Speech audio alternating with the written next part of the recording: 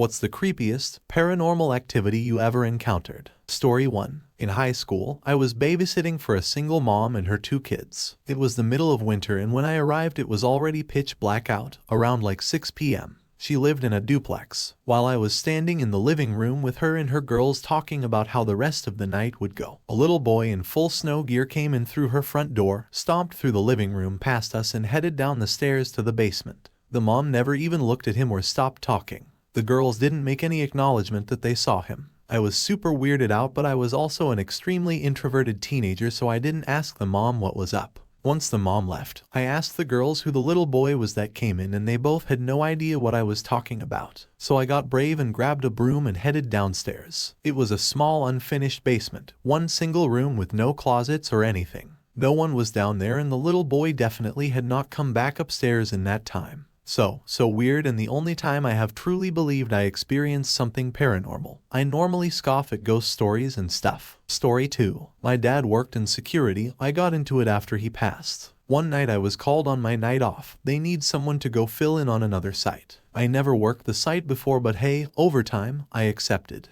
It was one of my dad's old sites. So it is about 200. I am doing a round. I enter one of the buildings and I think I see someone moving up ahead. It is 200 and the building is locked. There should not be anyone in there. I quietly close the door behind me and creep up for a closer look. At the end of the hall is a security guard, which is odd as I am the only guard on duty at the time. So I am eyeing this guy, and I notice the uniform. It is for a company that doesn't exist anymore. In fact, it is for the company my dad worked for when he was at this site. So it hits me that it is my dad. I'm standing there watching him. He is apparently doing a round of the building I am patrolling. So I watch him. He looks directly at me as if he could see me. He looks at me for about 30 seconds or so.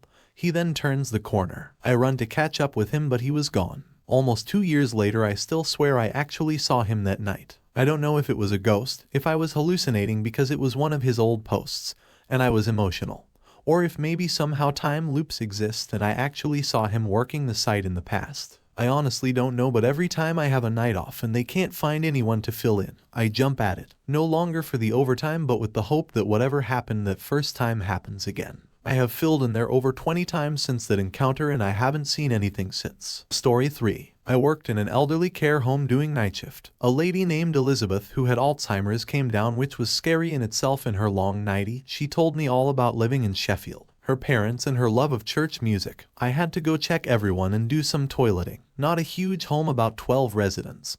When I got to her room she shared with another lady, I found Elizabeth in bed, passed away. To this day I don't know if I'd sat chatting to her ghost or she had gone back to bed and died. I spent the rest of the night sitting by the phone frozen. Story 4. I'm from Vancouver, BC, wife and I stayed at the Empress Hotel in Victoria for my sister's wedding weekend. Nothing weird happened while we were there. But when we got home back to Vancouver on the Sunday night, my wife was unpacking both our suitcases to do laundry, etc. I hear from the laundry room say, "What the frick?" She comes out holding some clothes. Says, "Where the hell did these come from?" It was a set of women's flannel pajamas. Very large, like it could have fit me, but they looked like something a 90-year-old granny would wear. We googled the brand on the label, was some mom and pop shop in a southern US state, can't recall which. They only sell at local farmers markets, etc. Weird. Story 5. Bit of background. My dad was in the military and was stationed in Germany when I was a kid. My home school group traveled to a ruined concentration camp as a field trip. All throughout the tour, I felt like someone was watching me, and more than once I swore I heard crying.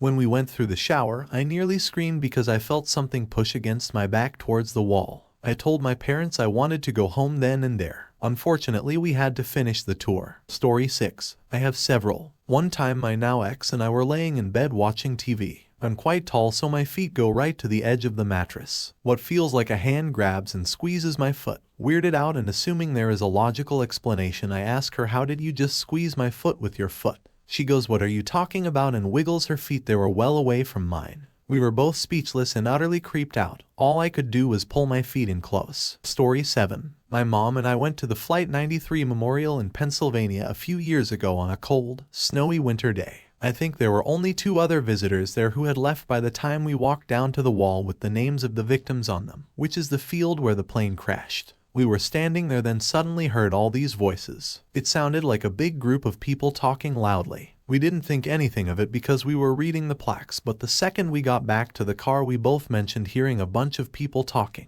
yelling, and realized there wasn't anyone else even close to there. Story 8. I wish I could find the picture, but when I was young we lived in a really old house and someone took a picture of me playing on the floor. Years later I was looking through the family photos and noticed that it looked like a black shadowy dog was coming through the window. It might not be paranormal, it might just be 2000 seconds disposable cameras being garbage, but it creeped me the frick out. Hey, the editor here. Story 9. Growing up I had just seen the movie White Noise, and I was, and still am, big into the paranormal stuff. So I thought I would try to talk to the dead. At the time, I had an urn with my dad's ashes, took them out, put them on my bed and sat there with a digital recorder and started to ask questions, talk, and listen back. I heard nothing, and after about 30 minutes assumed I was just dumb or needed better gear. But I was 15, so where was I getting the money? So I got up, turned around, and that's when, alone in the house at 1 a.m., there was a single knock at the front door. But not like a pounding, just like a gentle tap, like you had to knock, but you were trying not to be noticed. So I go out, sweating bullets, and I happen to be able to see the front porch outside that door from inside, so I pop on the lights. Nothing is there. The front yard, driveway, and yard are empty. So I close the blinds, go back to the door and turn the lights off. Maybe a half second later I can hear this sound, like someone was dragging their nails individually down the little cross hatching of a screen door. A quick tick-tick. But no one was there, and there is just no way I missed it or they ran up that fast. So I immediately put my back against the door and just said loudly, "I'm sorry Dad, I won't do it again." And the sound immediately stopped, and I will never ever try that crap again. Story 10. I'll try to make it short. I'm not the best at explaining things. This happened at my grandpa's house, which is a very old farmhouse in the middle of the country. I was pretty young. I can't remember exactly, but maybe around 6-7 years old. I have a brother and a sister and we're all around the same age. We were staying the night there visiting for a few days. That night, my brother and sister were sleeping upstairs in the 2 spare rooms. I slept downstairs in another bedroom that was around the corner from the bottom of the steps that led upstairs. It was really late. I thought everyone was asleep and I heard running up and down the steps clear as day, thumping up and down them like kids were playing. I ran to the steps because I thought my brother and sister were playing without me. When I got there, no one was there. I ran back to my bed and hid under the covers. The feeling that I had when I realized no one was there has stuck with me. Story 11. It was just probably having sleep paralysis-induced hallucinations, but I was visiting my sister in NC in her home she purchased about 20 years ago. Sleeping in the bedroom they prepared in the attic, I woke up at about 2-3 a.m. with the sight of a child standing by my bed. White eyes and symbols carved in his face. He had his palm in my chest, feeling my heartbeat. That's it. It was sleep paralysis. I couldn't move or speak or scream until the dream was over. My sister later told me that she and her children have heard steps in the attic and that they found a box in the attic storage area with toys that looked like over 50 years old. That was about 8 years ago. Definitely sleep paralysis. Story 12. When I was 4 and left alone, I was sitting in my living room playing with Legos. When I randomly decided to look up, I saw some black figure walking from my kitchen to my living room. It then disappeared. Also, when I was 4, I had the imaginary friends phase. I treated all my friends like they were imaginary because I was more conscious of that. However, one guy's name was Invisible Todd. I had never met a person named Todd. I treated him like a real human being.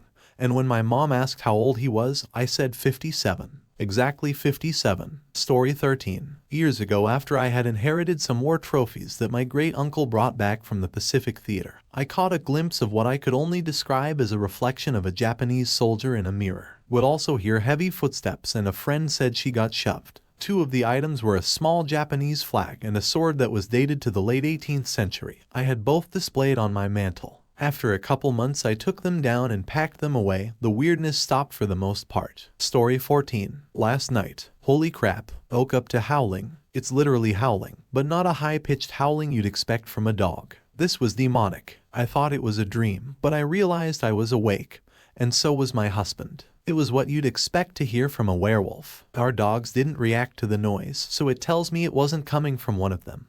And the noise wasn't coming from the living room where our dogs were. It sounded like it was right outside our door. It was a seriously what the frick was that moment. I didn't want to move. I had never felt more terrified in my life than last night. Even my husband was hesitant to get up and see what the noise was. Story 15. My dad was president of the local historical society, and they have a completely furnished old house as part of their museum. He texted me one night to knock it off. Knock what off? So he then calls. The security cameras have the sound of the piano playing, and he thought it was me pranking him. Dad, I am in my living room watching TV. Went down to check, nothing. Still weirded out by the whole thing.